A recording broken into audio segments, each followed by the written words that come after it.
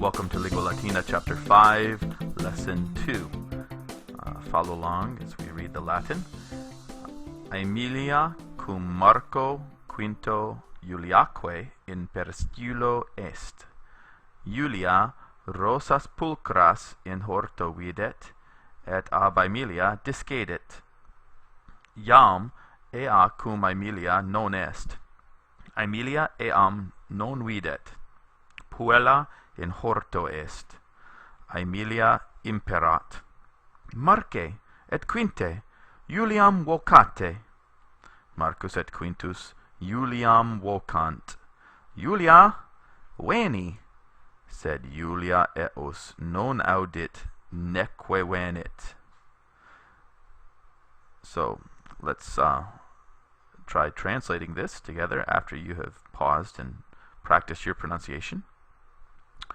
We have Aemilia with Marcus, Quintus, and Julia is in the peristylium. Peristylium we're not going to translate, it's the walkway around the garden, the colonnade around the garden area.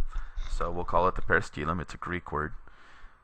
We'll probably want to go from Aemilia right to the verb est here. So Aemilia is in the peristylium with Marcus, Quintus, and Julia. Notice how we have to jump from the front to the back of the sentence to make sense of this. Julia sees beautiful roses in the garden and leaves Aemilia. Here we have ab Aemilia. I told you that the prepositions that tend to go with the ablative, here we have the ablative Aemilia. The prepositions that tend to go with it are by, with, in, on, or from. And here we have the Latin equivalent of from, ab. And in the margin we see a picture of this. Iulia discedet ab Aemilia. This little picture shows that ab means going away from, ab Aemilia. And here we have cum, where Iulia is cum Aemilia. Julia is with Aemilia. So Julia is with Aemilia. Julia is leaving from Aemilia, or we'd probably just say is leaving Aemilia. Okay, so Julia sees beautiful roses in the garden and leaves Aemilia. Now, iam, she, ea, we wrote that in the margin before. Ea means she. Now she is not with Aemilia. Aemilia does not, non videt her, does not see her. Puella in horto est, the girl is in the garden. Aemilia imperat, Aemilia orders or gives a command.